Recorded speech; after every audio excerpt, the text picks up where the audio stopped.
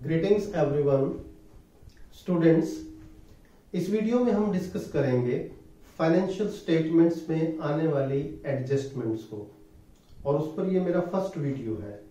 इसमें हम with example बताएंगे आपको कि किस एडजस्टमेंट का इनकम स्टेटमेंट या बैलेंस शीट पर क्या इफेक्ट पड़ेगा और क्यों इफेक्ट पड़ेगा, कैसे इफेक्ट पड़ेगा, इसको डिटेल में डिस्कस करना है स्टूडेंट्स। याद रखिए, हर एडजस्टमेंट पे मैं एक वीडियो बनाकर अपलोड करने वाला हूं, तो हर एडजस्टमेंट्स को बड़े ध्यान से देखिएगा, क्योंकि क्रैमिंग नहीं करनी, रटना नहीं है, इनके पीछे का बेसिक समझना है। तो इस वीडियो में हम डिस्कस करेंगे students adjustment of outstanding expenses. यानी आउटस्टैंडिंग एक्सपेंसेस अगर एज एडिशनल इंफॉर्मेशन दे रखे हो, यानी ट्रायल बैलेंस के नीचे दिया होगा कि कुछ एक्सपेंसेस आउटस्टैंडिंग है, यानी due but not yet paid. और आउटस्टैंडिंग का मतलब होता है यानी ये एक्सपेंसेस करंट ईयर के हैं, इनका बेनिफिट हम करंट ईयर में ले चुके हैं, बट इनको हमने अभी तक रिकॉर्ड नहीं किया। तो ये करंट ईयर का एक्सपेंस है, इसलिए इनको रिकॉर्ड करना बाकी है। अब हम क्या करेंगे, देखिए सोचिए स्टूडेंट्स, अगर आउटस्टैंडिंग एक्सपेंसेस को रिकॉर्ड करते तो उसका डबल इफेक्ट पड़ता, एक्सपेंस डेबिट होते और आउटस्टैंडिंग एक्सपेंस क्रेडिट हो जाते, यानी एक तरफ एक्सपेंस इंक्रीज हो जाता और दूसरी तरफ लायबिलिटी। अब हमने रिकॉर्ड तो किया नहीं किया तो कोई बात नहीं, इनका डायरेक्टली डबल इफेक्ट दिखाना है इनकम स्टेटमेंट पे, यानी ट्रेडिंग या प्रॉफिट एंड लॉस पे, और साथ में बैलेंस शीट पर। चलिए क्वेश्चन की तरफ बढ़ते हैं। हमने एक तरफ trading and profit and loss account prepare किया है स्टूडेंट्स, दूसरी तरफ बैलेंस शीट का एक्सट्रैक्ट है, और इसमें सिर्फ आउटस्टैंडिंग एक्सपेंसेस का इफेक्ट दिखाएंगे आपको। क्वेश्चन देखिए क्या है, ट्रायल बैलेंस में वेजेस हैं 80,000, सैलरीज हैं 4,40,000, एडजस्टमेंट्स हैं। एडजस्टमेंट फर्स्ट देखिएगा students, wages due but not yet paid ₹2,000। Wages outstanding हो गई है, यानी कितनी, 2,000 की। अब सबसे पहले देखें आप, ट्रायल बैलेंस में वेजेस गिवन है 80,000। वेजेस हमारा डायरेक्ट एक्सपेंस है, ये कहां आएगा, ये आएगा ट्रेडिंग अकाउंट के डेबिट में, टू वेजेस 80,000। अब ध्यान से समझना बच्चों, जो वेजेस ऑलरेडी ट्रायल बैलेंस में गिवन है, इसका मतलब ये रिकॉर्डेड है, यानी इतनी वेजेस की हम पेमेंट कर चुके हैं, लगभग इसको रिकॉर्ड कर चुके हैं। और 2,000 क्या है, आउटस्टैंडिंग है, इसे रिकॉर्ड नहीं किया, तो अब रिकॉर्ड करके उसका इफेक्ट दिखा दो। यानी अगर हम इसे रिकॉर्ड करते तो ये इफेक्ट होता ना बेटा, देखिए wages account debit to outstanding wages account. समझें इस बात को, यानी एक तरफ वेजेस इंक्रीज हो जाते हैं 2,000 से, तो अब क्या करें, इसका डबल इफेक्ट दिखाने के लिए इसको ऐड कर दीजिए, यानी आउटस्टैंडिंग एक्सपेंसेस एक बार ऐड हो जाते हैं कंसर्न्ड एक्सपेंस में। आउटस्टैंडिंग एक्सपेंसेस 2,000 ऐड हो गए, देखिए, एंड ये इंक्रीज होकर हो गया 82,000। ध्यान से समझें, यानी आउटस्टैंडिंग एक्सपेंसेस एक बार कंसर्न्ड एक्सपेंस में ऐड हो जाएंगे, और सेकंड इफेक्ट क्या होगा, देखिए आउटस्टैंडिंग यानी payable in future, next year इनकी पेमेंट करनी होगी हमें, तो ये हमारी लायबिलिटी हो गई। और लायबिलिटी को कहां शो करते हैं, बैलेंस शीट की लायबिलिटी साइड में, यानी बैलेंस शीट में आइए, लायबिलिटी साइड में यहां लिखेंगे आउटस्टैंडिंग वेजेस, कितना, जितनी आउटस्टैंडिंग है, दैट अमाउंट्स टू ₹2,000।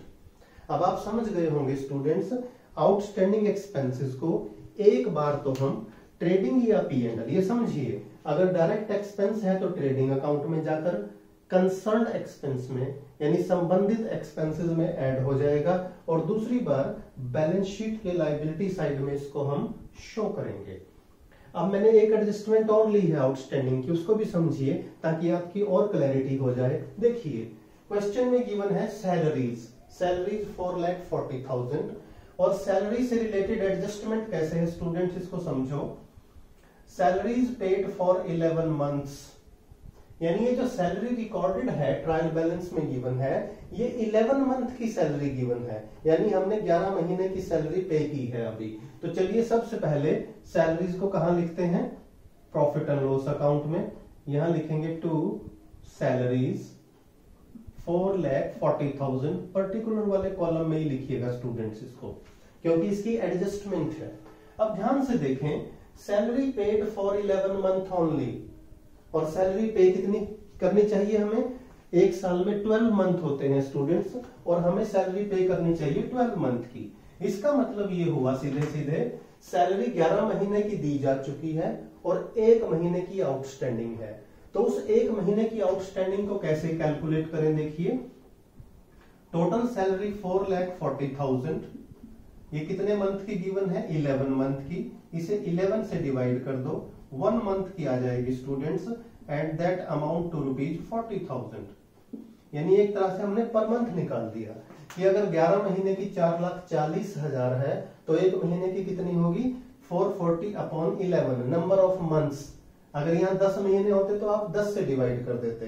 अब कितने महीने की आउटस्टैंडिंग है, 1 मंथ की, और 1 मंथ की कितनी हुई, 40,000। तो इसकी अगर जनरल एंट्री पास करके देखो स्टूडेंट्स, तो इसकी जनरल एंट्री क्या होगी, देखिए salaries account debit, salaries account debit 40,000 to outstanding salaries account 40,000।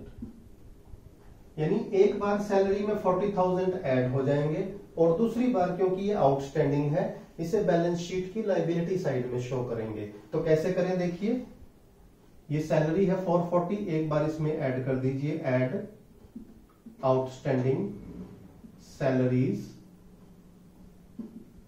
40,000। अगर कोई कहे इसे इलेबोरेट करो एक बार, तो इसको एक्सप्लेन करना है, इलेबोरेट करना है। देखिए यानी पूरे साल की सैलरी तो है हमारी 440, इसमें से 4,80,000 पूरे साल की सैलरी है, 4,40,000 4,40,000 हम पे कर चुके और उसे रिकॉर्ड कर चुके, और 40,000 स्टिल आउटस्टैंडिंग, यानी ये 40,000 अभी आउटस्टैंडिंग है। तो 440 रिकॉर्डेड, 40,000 अनरिकॉर्डेड थी, दोनों का टोटल मिला के कितना हो गया, 4,80,000 हो गया। अब इसका सेकंड इफेक्ट भी दिखाना है स्टूडेंट्स। आउटस्टैंडिंग सैलरीज हमारे क्या होती हैं, लाइबिलिटी होती हैं, इनको लाइबिलिटी साइड में लिखिए, outstanding salaries 40,000 on liability side. अब एक बात तो क्लियर हो गई होगी स्टूडेंट्स आपको कि आउटस्टैंडिंग एक्सपेंसेस का क्या इफेक्ट है, एक बार कंसर्न्ड एक्सपेंस में ऐड कर दो।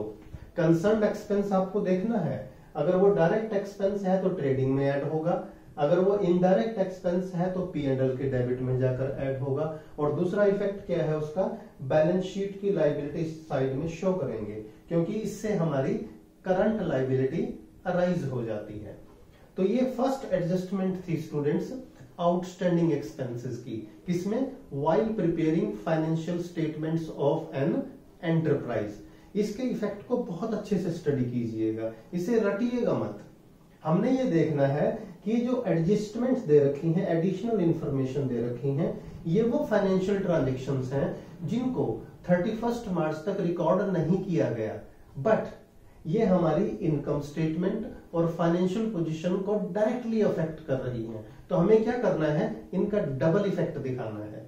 एक इफेक्ट ट्रेडिंग या P&L में, और दूसरा इफेक्ट जाता है बैलेंस शीट में। तो स्टूडेंट्स बाकी के वीडियो भी देखते रहिए, बहुत सारे एडजस्टमेंट्स पे वीडियो बनने हैं। वीडियो अच्छा लगे तो लाइक करें, फ्रेंड्स के साथ शेयर कीजिएगा, और चैनल अभी तक सब्सक्राइब नहीं किया तो चैनल को सब्सक्राइब जरूर करें।